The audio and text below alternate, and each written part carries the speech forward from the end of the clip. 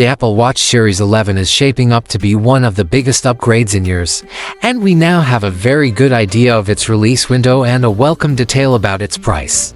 In this video, we're breaking down 3 massive, rumored upgrades that could change everything: 5G connectivity, game-changing blood pressure monitoring, and a new chip that might finally fix the biggest complaint about the Apple Watch: the likely release date and a price.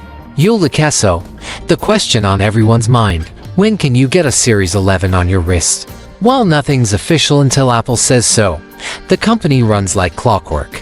Based on a decade of tradition, we can expect the Apple Watch Series 11 to be announced in September 2025, right alongside the new iPhone 17.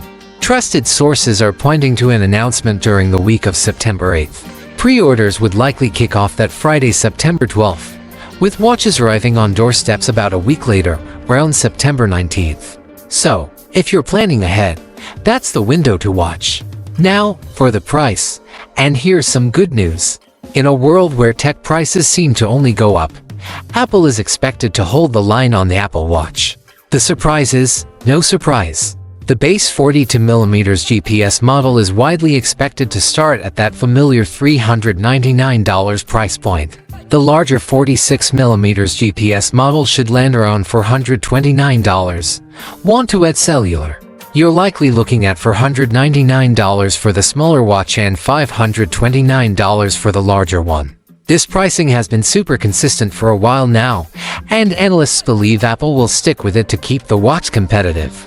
That's great news if you've been saving up, and it makes the big upgrades we're about to talk about feel even more valuable. Massive upgrade 1: the connectivity leap. 5G is on the horizon for years. The cellular Apple Watch has been an amazing iPhone companion, but its connection has been stuck on LTE. That's all rumored to change. The first massive upgrade we're hearing about for the Series 11 is the jump to 5. This isn't just a small spec bump. It's a big deal for the watch's independence. Leaks suggest Apple is using a new modem from MediaTek that supports 5 RedCap.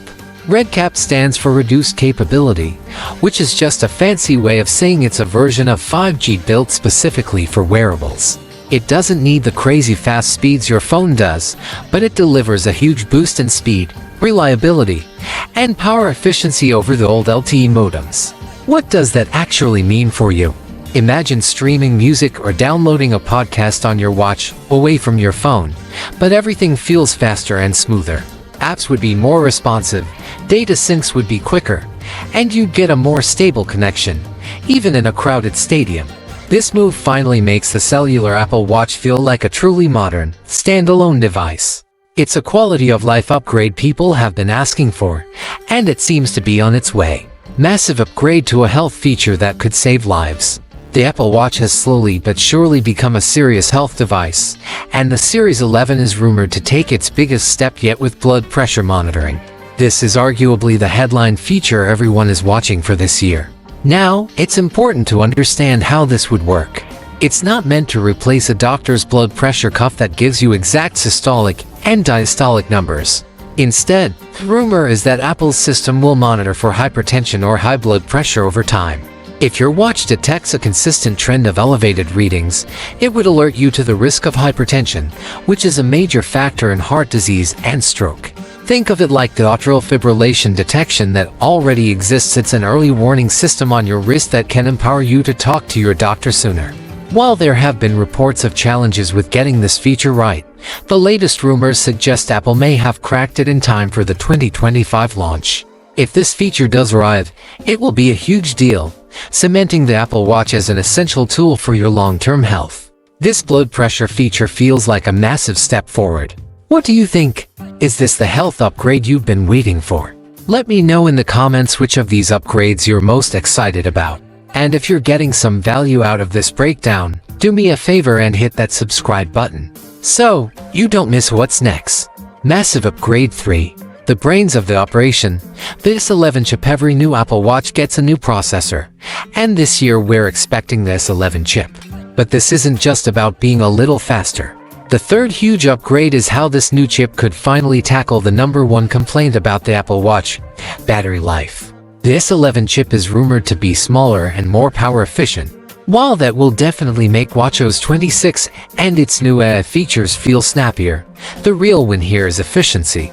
A more efficient chip uses less power, which means more battery life. For a decade, the Apple Watch has been a device you pretty much have to charge every single day.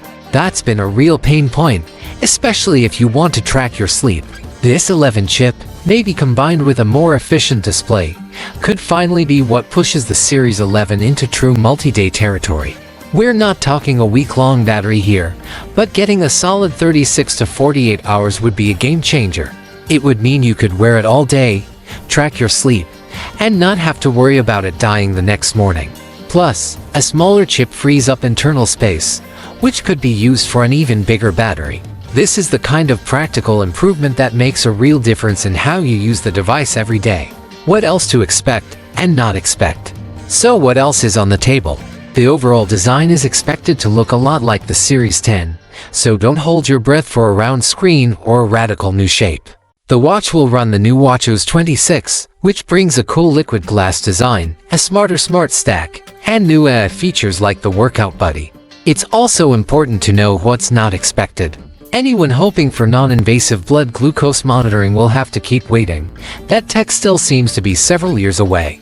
Also, it's very likely that the blood oxygen sensor will remain disabled on watches sold in the US due to ongoing legal issues.